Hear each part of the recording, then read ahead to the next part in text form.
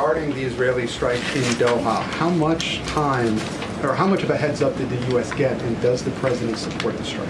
Sure. Well, I have a statement to read for all of you with respect to the Israeli strike in Doha, and here it is.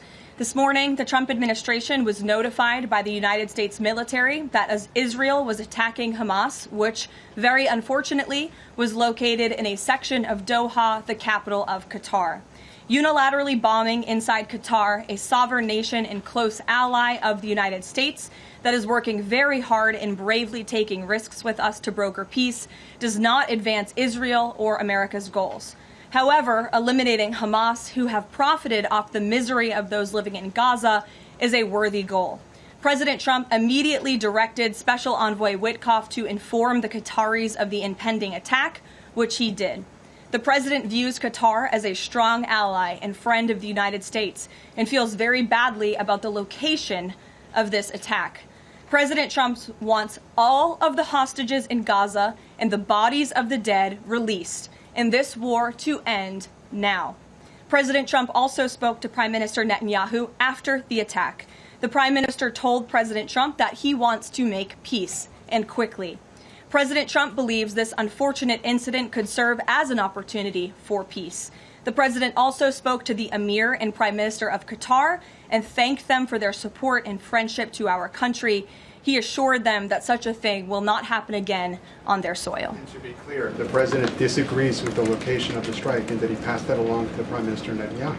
The president just confirmed that in the statement that I just read to you, which I spoke with him about before coming out here. Jackie. Thank you, Caroline. So is the president upset with Netanyahu now? The president made his thoughts and concerns about this very clear, and he spoke again both to Prime Minister Netanyahu and also the Emir and the Prime Minister of Qatar after this attack. And the president has always made it very clear that he wants peace in the Middle East, just like he sought that and accomplished that in his first term. He expects all of our allies and friends in the region, that includes both Qatar and Israel, to seek peace as well. And he wants to see that happen, and he's working with all of our allies in the region to get that done. Are there any consequences, so to speak, for Netanyahu doing this, as it sounds, against the president's wishes, or at least his belief that it was appropriate? Is there going to be any directive from the president to Netanyahu in terms of what's allowed in the future? And also, is there any concern this could jeopardize the Abraham Accords?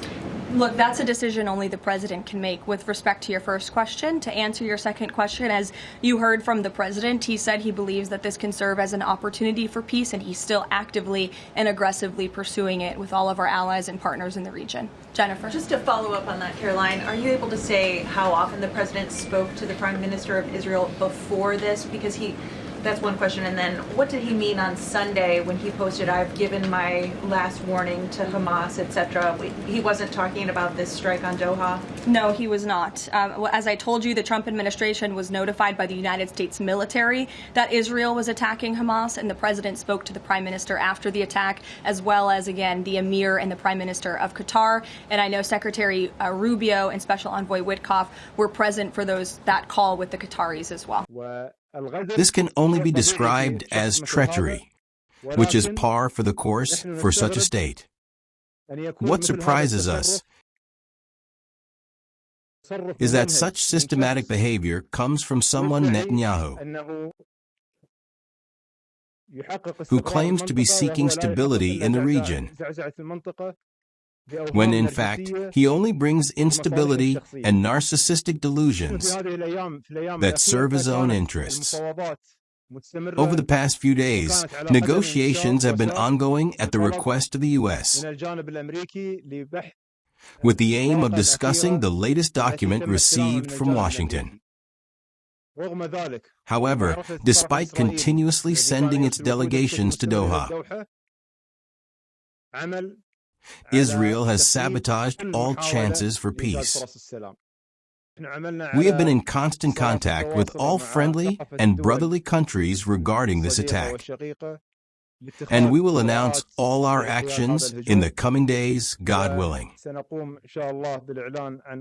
We noted the reports stating that the U.S. had sent a notification regarding the attack. In fact, the U.S. sent the notification 10 minutes after the attack, confirming that they had received a message about a missile attack on Qatar. As you saw, we accurately intercepted the waves of Iranian missiles without causing any damage, thanks to our air defense systems. Unfortunately, however, the Israeli enemy used undetectable radar evading weapons. ولم يحدث أي أضرار ولكن للأسف العدو الإسرائيلي استخدم أسلحة لم يكشفها هذا الرادار. The attack happened at 3:46. The first call we had from an American official was at 3:56, which is 10 minutes after the attack. And after that, President Trump has spoken with His Highness the Emir. He condemned the attack, and the U.S. government position that they have no knowledge about the attack nor any coordination about it until it started to happen. Now, when they got the alert, when the alert has reached us, that's an information that I don't know right now. What I know that the official channels that we have with the U.S. Got notified by the U.S. after the attack by 10 minutes. The chief and we all work together, and the outcome is really spectacular. We have a capital that's very, very safe right now. Mr. President, about the Israeli strike earlier today. Well, I'm not thrilled. I'm not thrilled about it. I don't have to do that. I'm not thrilled about the whole situation. It's not a good situation. But I will say this: we want the hostages back, but we are not thrilled about the way that went down today. You were caught by surprise. I'm never surprised by anything, especially when it comes to the Middle East. How did you learn about this? I'll be giving a full statement tomorrow, but I would tell you this: I was very unhappy about it, very unhappy about every aspect, and we got to get the hostages back. But I was very unhappy about the way that went down. Mr. President, when do you plan to speak to Putin? I mean, you said soon. Is that going to happen this week? Yeah, it'll happen. We have that one, and we have Gaza going on. We want to get them both solved and ended. So Putin's going to have the call will happen this week? I think so. I think this week or early next week. Thank you. Thank you. Enjoy it.